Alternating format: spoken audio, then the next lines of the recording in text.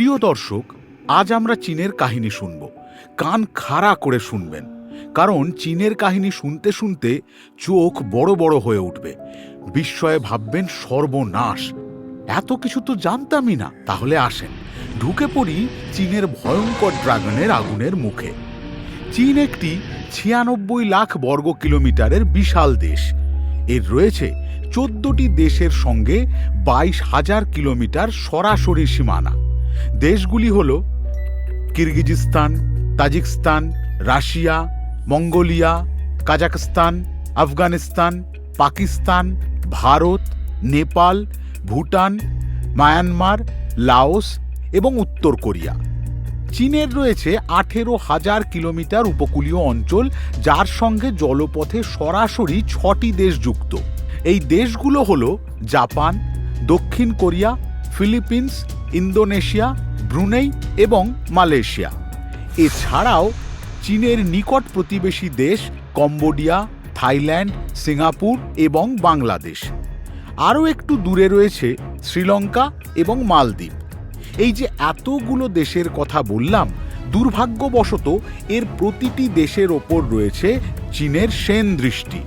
নিজেদের স্বার্থে কারো সঙ্গে গড়ে তুলছে সখ্যতা, আবার যখনই একটু স্বার্থে লাগছে তখনই এক মুহূর্তের মধ্যে বন্ধুত্ব ভুলে চোখ উল্টিয়ে দিচ্ছে। এর প্রথম এবং সবচেয়ে বড় উদাহরণ উত্তর কোরিয়া। বিশ্বব্যাপী সব দেশই জানে উত্তর কোরিয়া চীনের সবচেয়ে ঘনিষ্ঠ মিত্র, অনেকটা শিষ্য বা ছোট ভাই। কিন্তু সময় মতো এই উত্তর কোরিয়ার পেটে লাথি মারতেও চীন দ্বিধা করে নাই। যেমন ২০০৬ সালে উত্তর কোরিয়ার ওপর জাতিসংঘ নিষেধাজ্ঞা দেয় দেশটির পরমাণু পরীক্ষার কারণে। কিন্তু সেই নিষেধাজ্ঞায় চীন ভোট দানে বিরত থাকে, যার কারণে উত্তর কোরিয়ার ওপর নিষেধাজ্ঞা কার্যকর হয় এবং দিনে দিনে তা বাড়তে থাকে। আপনি ভাবতে পারেন কেন চীনে ভোট দিল না? দেয় নাই, তার কারণ এই নিষেধাজ্ঞার বেনিফিট উঠবে চীনের ঘরে। কিভাবে? সংক্ষেপে মাত্র একটি উদাহরণ দেই দর্শক। নিষেধাজ্ঞার কারণে উত্তর কোরিয়ার মাছ ও অন্যান্য সিফুড রপ্তানি বন্ধ হয়ে যায়। ফলে উত্তর কোরিয়া তার সমুদ্র সীমায় সিফুড আহরণের কাজ চীনের কয়েকটি কোম্পানির কাছে বিক্রি করে দেয়।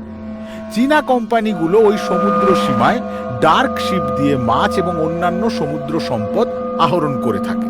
ডার্ক শিপ হলো এমন সব জাহাজ যেগুলোকে অটোমেটিক আইডেন্টিফিকেশন সিস্টেম বা এআইএস দিয়ে ট্র্যাক করা যায় না। চীন ওই এলাকায় কৌশলে আন্তর্জাতিক মেরিটাইম অর্গানাইজেশনের সঙ্গে ডেটা বিনিময় বন্ধ করে দেয়। এদিকে উত্তর কোরিয়ার অনুমোদিত সমুদ্রযানগুলি ছাড়াও অন্যান্য অবৈধ চীনা জাহাজ ঢুকে যথেচ্ছ মৎস্য শিকার করে থাকে, যার কারণে উত্তর কোরিয়ার অভ্যন্তরীণ চাহিদা মেটাতে স্থানীয় জেলেরা সমস্যায় পড়ে। উত্তর কোরিয়া এমন কয়েকটি অবৈধ মাছ ধরা নৌযান জব্দ করলে চীনের সঙ্গে তাদের সম্পর্ক উত্তপ্ত হয়ে ওঠে। বুঝুন অবস্থা। শুধু চুক্তির জাহাজ নয়, অবৈধ লুটপাটেও চীনকে সুযোগ দিতে হবে। পরে অবশ্য ঠান্ডা মাথায় দুই দেশ বিষয়টি মিটিয়ে ফেলে, কারণ এই দুটি দেশের সঙ্গেই পশ্চিমা শক্তিশালী দেশগুলোর রয়েছে সমান বৈরিতা। অন্যদিকে রাশিয়ার সঙ্গে ইউক্রেন যুদ্ধে সহায়তার কারণে উত্তর কোরিয়ার উপর নাখোশ চীন।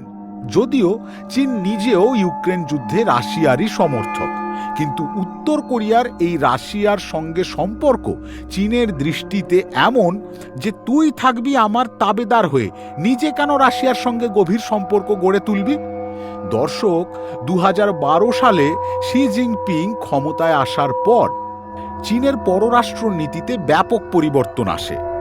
চীন রক্ষণশীল পররাষ্ট্রনীতি ঝেড়ে ফেলে আগ্রাসী পররাষ্ট্রনীতি গ্রহণ করে।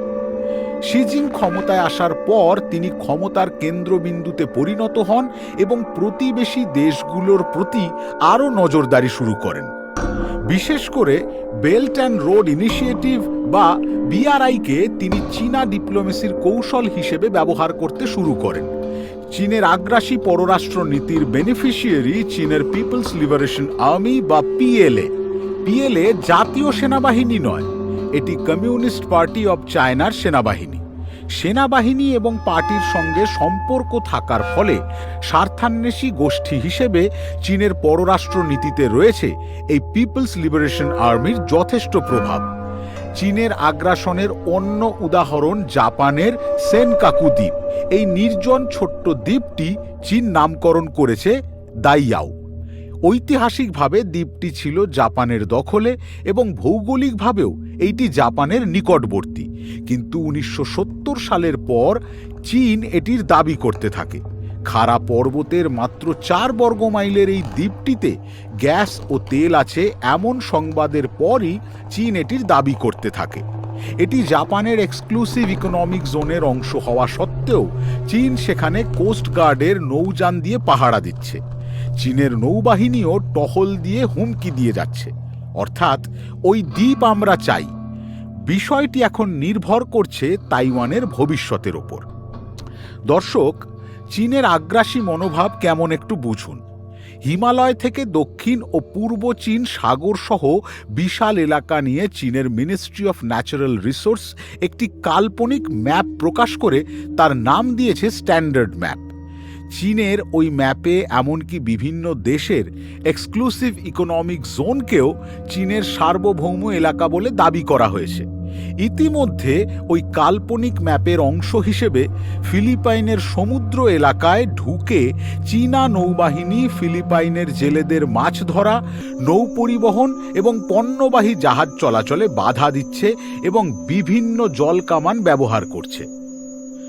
2023 সালে প্রকাশিত ওই ম্যাপের ব্যাপারে ফিলিপাইন, মালয়েশিয়া, ভিয়েতনাম এবং তাইওয়ান সকলেই আপত্তি জানিয়ে প্রতিবাদ করেছে।